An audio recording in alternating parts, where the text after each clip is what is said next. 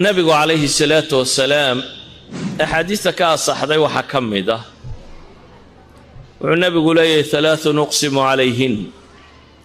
صدح وان كل دارنيا حديثنا واندين شيغيا حفظيه صدح كل دارنيا النبي waa maxay xoolo sadaqa ma yaraysa buu nabigu leeyahay xoolo kuma yaraadaan ilaahay xaqiisa la dhigto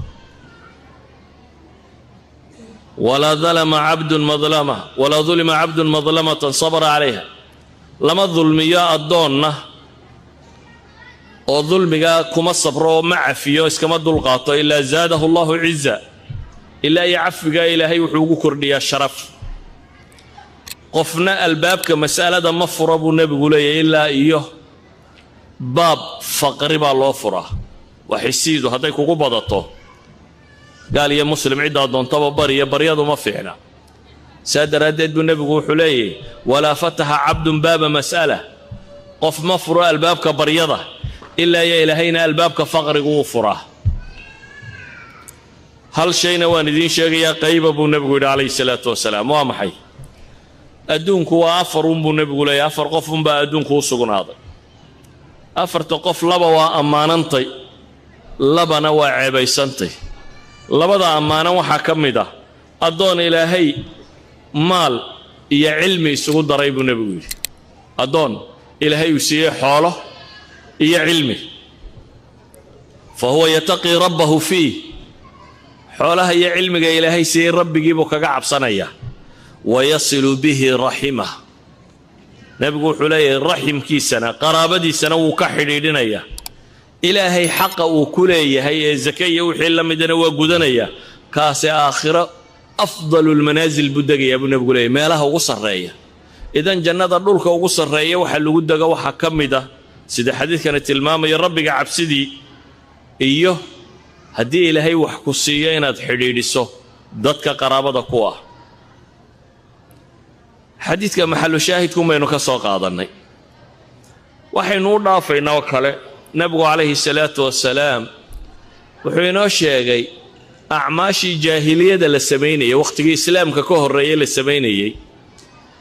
وأي كم تاي قرابة حريرين تاقفكو هدو إسلامه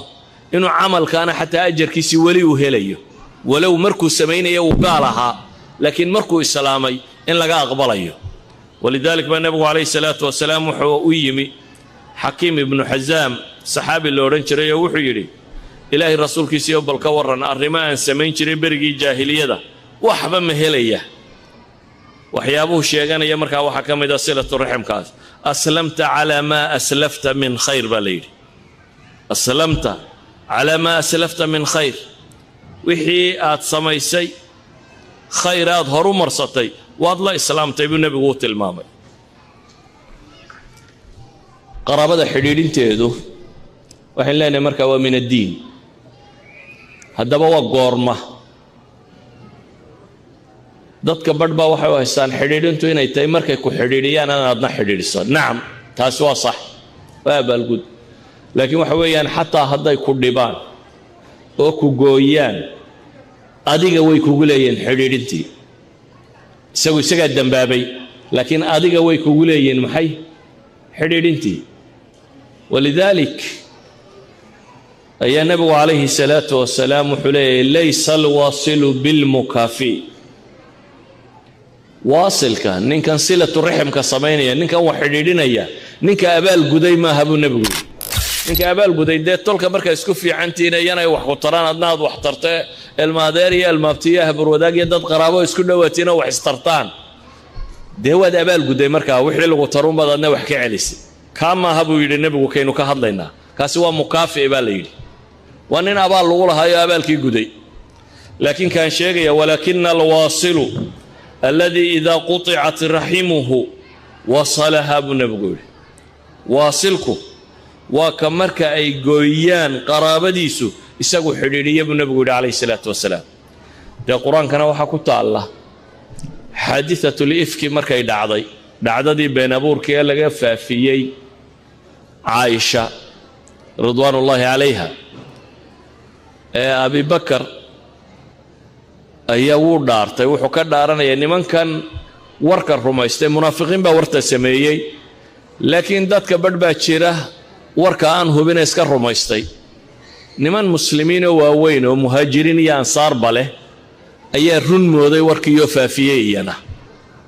waxaa ka mid ah xasan ibnu thaabit shaacirkii nabiga calayhi salaatu wasalaam oo ansaariga ahaa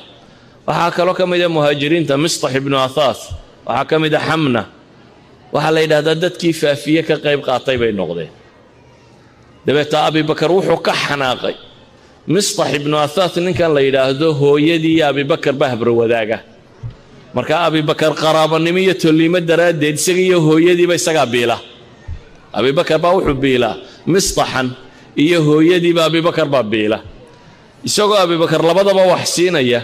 ayuu haddana inankii wuxuu wax ka sheegay maxay caaisho ay qaraabo yihiin abibakar arrintii buu qaadan kari waayey markaa wuxuu ka dhaartay inaanu wax damba siinin waan ku dilayaa iyo waxbaan samaynaya kale abibakar ma leh bas wax siintaydaan kaa haysanayaa buu leeyahy wax damba ku siin maayo ilaahay baa qur-aan soo dejiyey leh walaa ya'tali ululfadli minkum waasacati an yu'tuu ulilqurba yay ka dhaaranin ilaahay baa leh kuwa dheeraadka la siiyey iyo nolosha loo ballaadhiyey yay ka dhaaranin